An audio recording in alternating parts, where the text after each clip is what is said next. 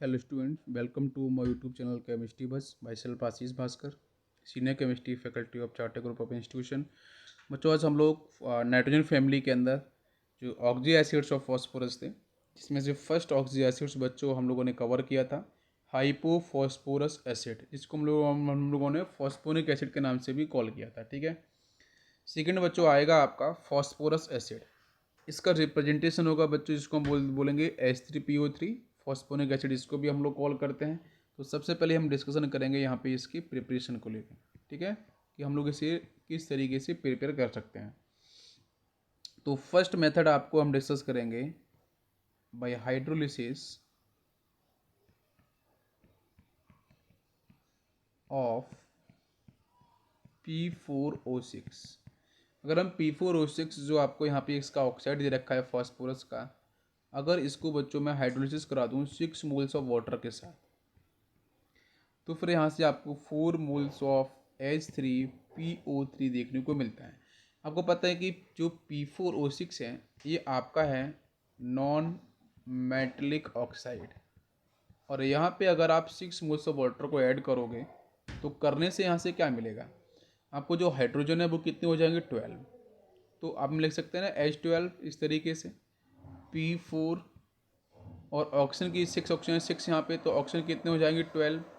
आप यहाँ से क्या करो 4 कॉमन ले लो, तो 4 कॉमन लोगे तो यहाँ से क्या होगा, ये 3 हो जाएगा ना H3, P एक हो जाएगा और ऑक्सीजन भी आपके 3, तो फिर मिल जाएगा H3PO3। क्या आपको मेरी बात समझ में आ रही है?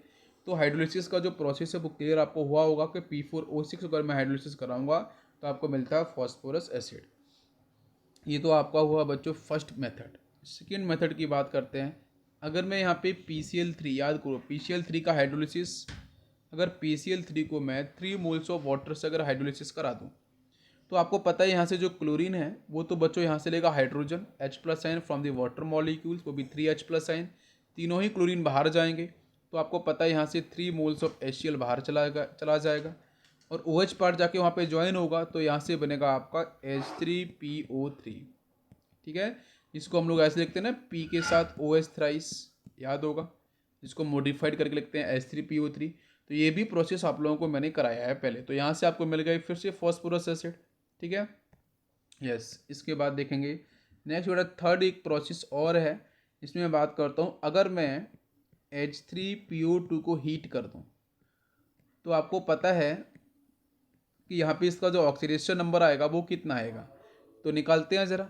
तो 3 × 1 + x + 2 × -2 = 0 हो जाएगा। तो यहाँ से ये क्या मिला आपको -4, उधर जाएगा तो +4।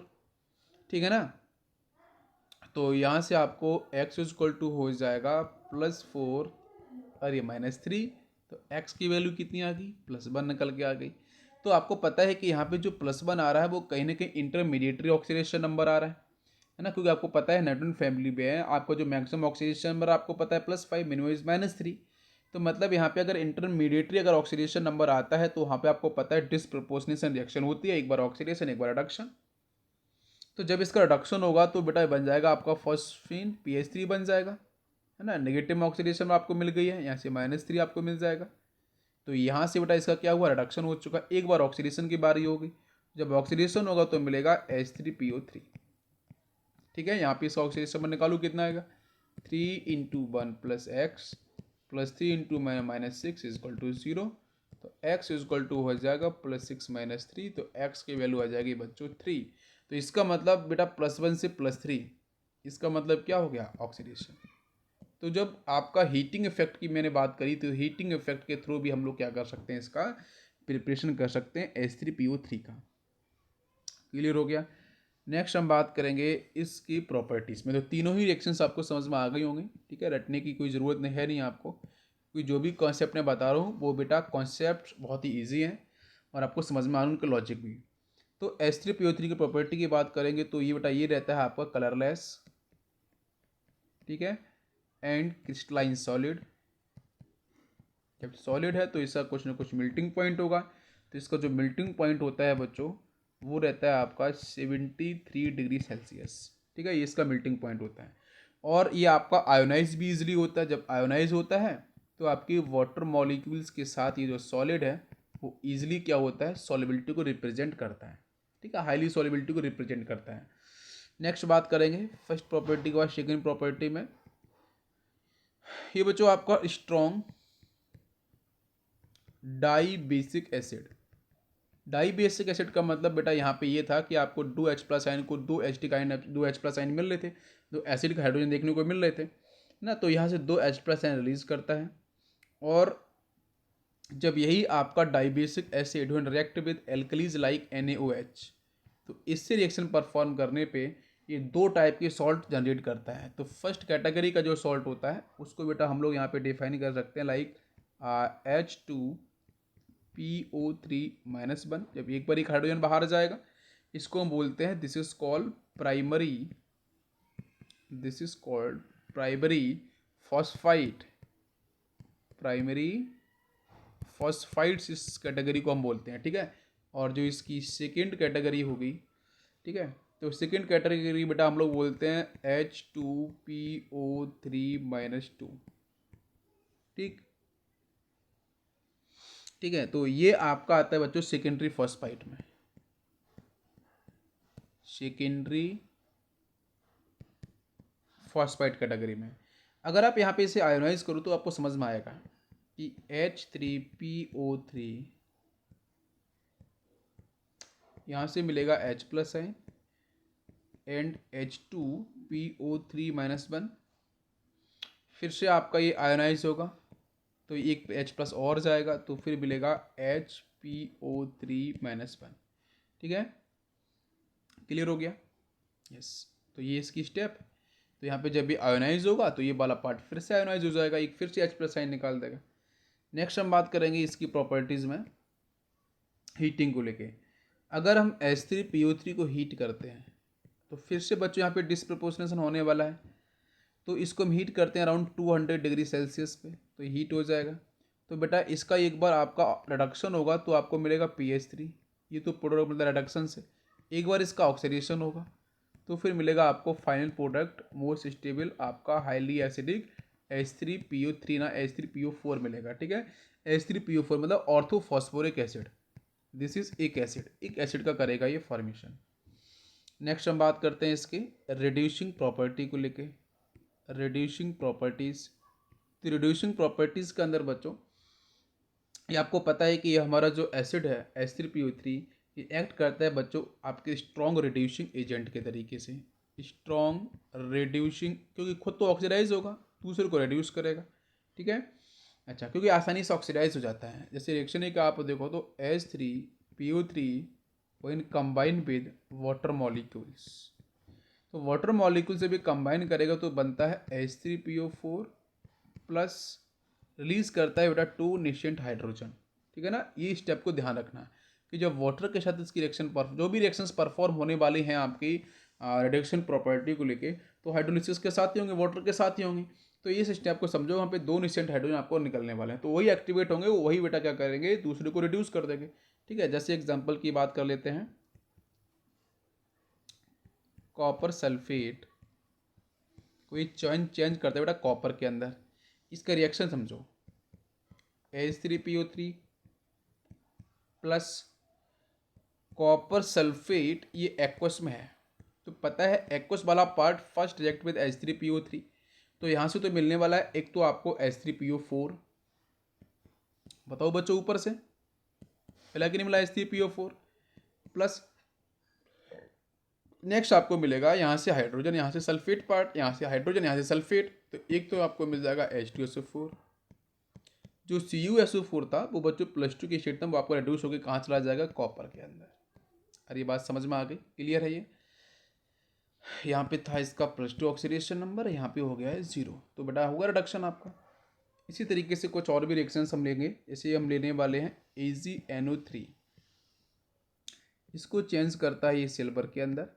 ठीक है, रिएक्शन देखते हैं तो H3PO3 when react with AgNO3 it is aqueous, का मतलब वाटर आप लिख लो, तो वाटर के साथ पहले इसकी रिएक्शन होगी, तो यहाँ से जो बनेगा पहले उसको आप लिख दो बेटा, तो H3PO4 लिख दो पहले। अरे मेरा कॉन्सेप्ट समझ में आपको आ रहा है कि नहीं आ रहा है?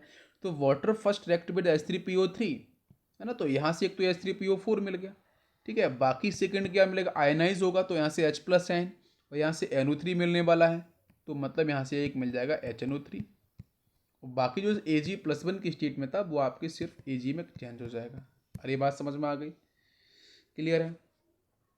इसी तरीके से नेक्स्ट रिएक्शन की बात कर लेते हैं। तो HgCl2 को बच्चों ये चेंज करता है Hg2Cl2 में, ये मर्क्यूरस क्लोराइड डिस्कस भी किया था। Hg+ में बेटा जब भी रिप्रेजेंट करेंगे तो हम लोग इस तरीके से करते हैं, ध्यान दो, ये Hg2+2 होगा, लेकिन इसका ऑक्सीडेशन में निकालोगे तो बेटा +1 निकल गया। इसी स्टेट में होता है स्टेबल, डायटोमिक फॉर्म को रिप्रेजेंट करता है। तो रिएक्शन की बात करते हैं तो H3PO3 when react with HgCl2 plus water, मतलब एक्वस में तो होगा बच्चों ये।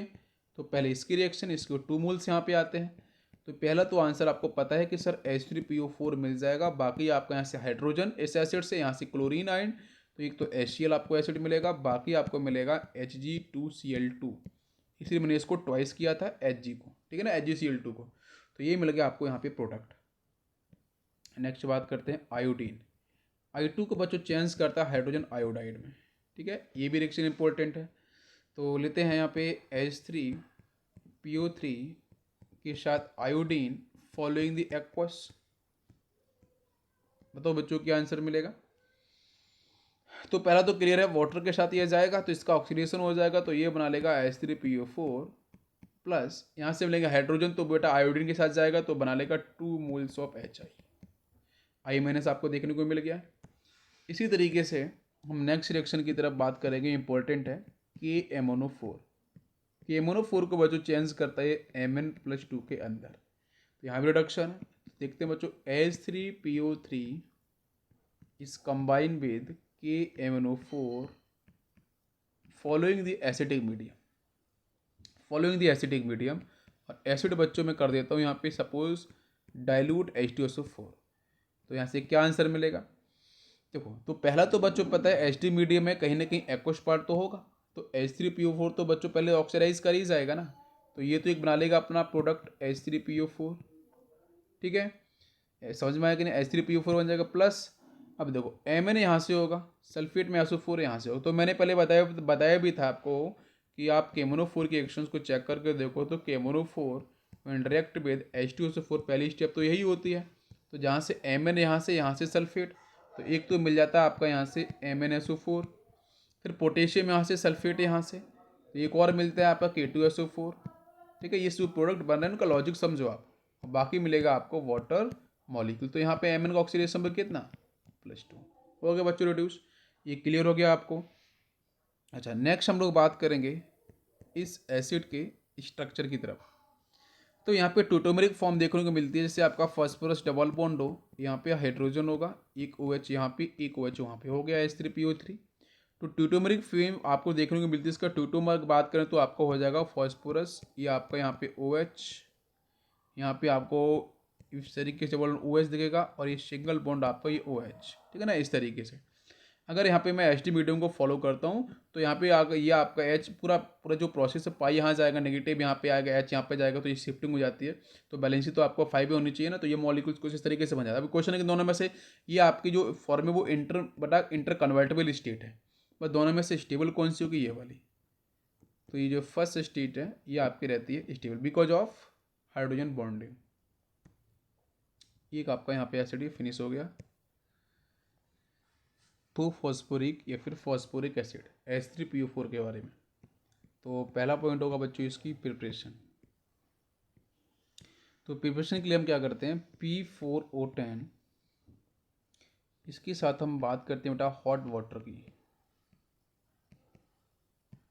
जो हॉट वाटर है यहाँ बच्चों इसके हम 6 मोल्स लेते हैं, तो यहाँ से आपको आंसर मिलता है H3PO4। देखो ध्यान से कैसे, जब ये 6 वाटर इससे कंबाइन करेंगे तो क्या फॉर्म होगा आपका 12, तो हाइड्रोजन हो जाएगा, आपको पता है। तो 12 हाइड्रोजन कहाँ लिख सकते हैं, H12, P4O कितना 12, यहाँ से आप 4 कॉमन ले लो तो आपको मिल जाएगा H3PO4, मतलब आपको यहाँ पे 4 मोल्स आपको H3PO4 देखने को मिलेगा।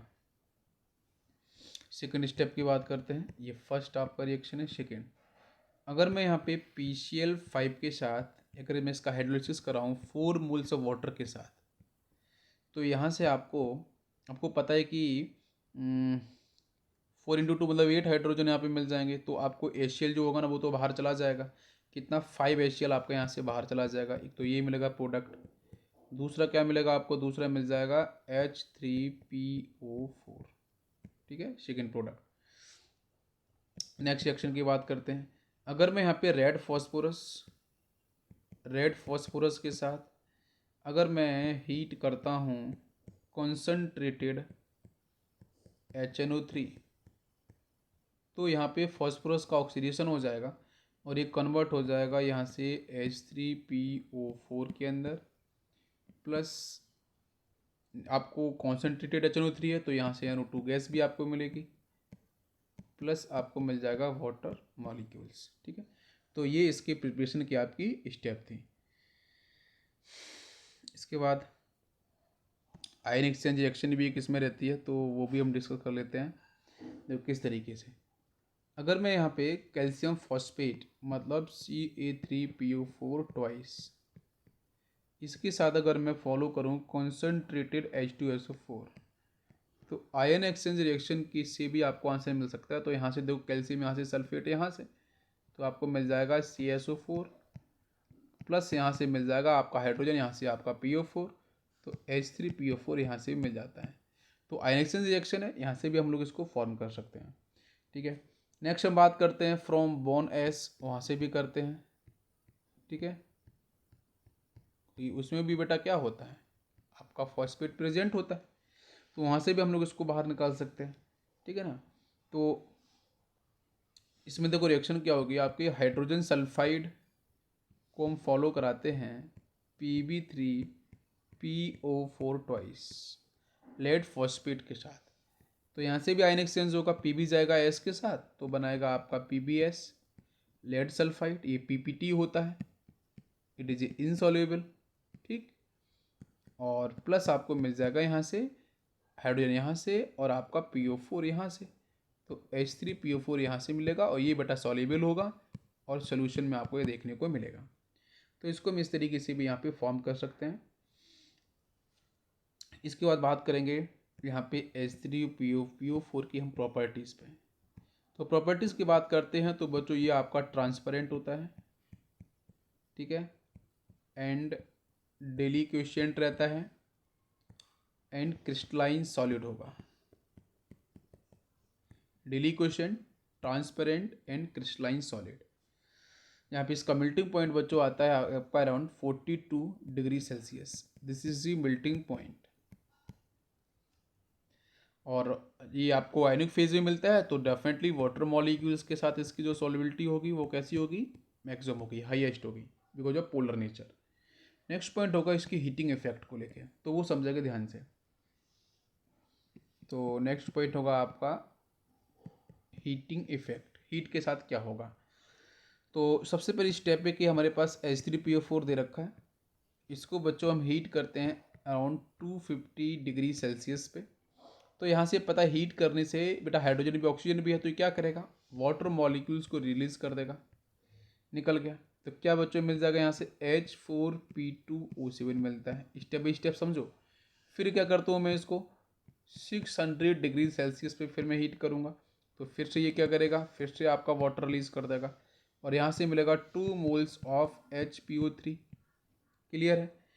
अब 2 मोल्स ऑफ HPO3 आपको मिल गया, ये करेक्ट हो गया। अच्छा, दूसरी स्टेप क्या है वो समझो कि अगर मैं क्वेश्चन में ऐसे बोल लूँ कि HPO4 को अगर मैं डायरेक्टली हीट करता हूँ 600 डिग्री सेल्सियस पे, तो आपको पता है स्टेप वही मिलने वाली है, मिलने वाला प्रोडक्ट है। तो मतलब आपको यहाँ पे मिलने वाला HPO3 है प्लस आपको वाटर मिलने वाला है, तो दिस इज डायरेक्ट स्टेप। ऊपर वाली इनडायरेक्ट है, क्यों, जब भी आप 600 टेम्परेचर आप लेके जाओगे तो पहले तो बेटा क्या होगा, 100 होगा, देन 150 होगा, देन 200 होगा, देन 250 होगा, तो 250 होते ही क्या बनेगा, H4P2O7 बन जाएगा। जब फिर 600 पहुँचेगा तो फिर आपका वहाँ से H4P2O7 कन्वर्ट होगा HPO3 के अंदर। बात आपको समझ में आ रही है। तो यहाँ से आपको मिलता है पायरोफॉस्फोरिक एसिड। तो ये जो मिल रहा है this is actually pyrophosphoric acid. भाई आपको ये जो मिल रहा है वो H3PO4 क्या है, फॉस्फोरिक एसिड है। तो एक एसिड से ही देखने को मिल रहा है, तो आपका सफिक्स तो सेम होगा, तो आपको यहाँ से मिलता है phosphoric acid, pyrophosphoric acid. Next हम बात करते हैं, अगर मैं इसको स्ट्रॉन्ग हीट कर दूँ तो स्ट्रॉन्ग हीट करने पे H3PO4 on the strong heat ये बच्चों कन्वर्ट होता है अराउंड 1000 डिग्री सेल्सियस पे, ये कन्वर्ट होता है ऑक्साइड के अंदर P4O10 प्लस आपका water molecules. Keep in mind कि स्ट्रॉन्ग हीट के साथ, स्ट्रॉन्ग हीट करोगे तो इस तरीके से आंसर आपको देखने को मिलेगा। नेक्स्ट हम बात करते हैं एसिडिक नेचर को लेके। तो आपको पता है ये ट्राई बेसिक एसिड है, ट्राई बेसिक एसिड। जब ये ट्राई बेसिक एसिड है तो यहाँ पे देखो सीरीज किस तरीके से होगी जनरेट। तो देखो step by step H3PO4 ionise होगा तो पहले क्या प्रोड्यूस करेगा, ये H प्लस आयन मैंने निकाल दिया सपोज, तो मिल जाएगा H2PO4-1। ठीक है, इसको हम प्राइमरी सॉल्ट में डाल सकते हैं, प्राइमरी आयन्स के में डाल सकते हैं। फिर बड़ा यहाँ पे इसका फिर से आप आयोनाइजेशन हो जाएगा, तो फिर से मिलेगा HPO4-2। ठीक है, ये सेकेंडरी सॉल्ट हो गया। सेकेंडरी सॉल्ट यहाँ से डिफाइन, अगर मैं सॉल्ट के बारे में बात करूँ तो सब ले लेते हैं बेटा, सोडियम का salt NaH2PO4 primary salt. Secondary salt ले लो तो आपका Na2HPO4, ये सेकेंडरी सॉल्ट हो गया, है ना। और यहाँ से आपका रिलीज होगा 2H प्लस आयन, इस तरीके से हो गया ना। ठीक है, फिर यहाँ से आपको फिर से मिलेगा आपको इक्विलिब्रियम, तो ये आपका हो जाएगा यहाँ से PO4-3 प्लस 3H प्लस हो जाएंगे। तो ये वाला पार्ट बड़ा टर्सरी को रिप्रेजेंट करेगा, नॉर्मल सॉल्ट बोलते हैं इसको हम, टर्सरी या नॉर्मल सॉल्ट। तो ये हो जाएगा Na3PO4, क्योंकि इसके पास कोई भी अभी एसिटिक हाइड्रोजन नहीं बचा है, तो that's why this is called normal salt, या फिर इसे हम बोलते हैं टर्सरी सॉल्ट। ये क्लियर हो गया आपको यहाँ तक? ठीक है, करेंगे अगर बच्चों हम प्राइमरी सॉल्ट को हीट करते हैं, जैसे प्राइमरी सॉल्ट है आपका NaH2PO4, this is sodium dihydrogen phosphate, sodium dihydrogen phosphate, this is primary salt. तो प्राइमरी सॉल्ट को अगर मैं हीट करूँगा तो हीट करने से बच्चों यहाँ से मिलता है मेटाफॉस्फोरिक एसिड, मतलब NaPO3, this is sodium metaphosphate, sodium metaphosphate plus ये रिलीज कर देगा वाटर मॉलिक्यूल्स। इसी तरीके से अगर मैं सेकेंडरी सॉल्ट को अगर हीट करूँगा तो क्या मिलता है, ध्यान दो, Na2HPO4 सेकेंडरी सॉल्ट है, सोडियम हाइड्रोजन फॉस्फेट, इसको अगर हम हीट करेंगे सेकेंडरी सॉल्ट को तो मिलता है आपको Na4P2O7। ये बेटा आपका होता है, this is a salt of pyrophosphoric acid,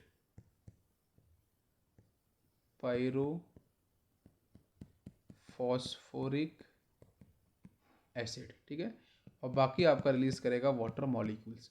तो प्राइमरी और सेकेंडरी सॉल्ट को जो हम हीट करते हैं तो वहाँ पे किस तरीके से आपको आंसर मिलता है वो ध्यान से समझो।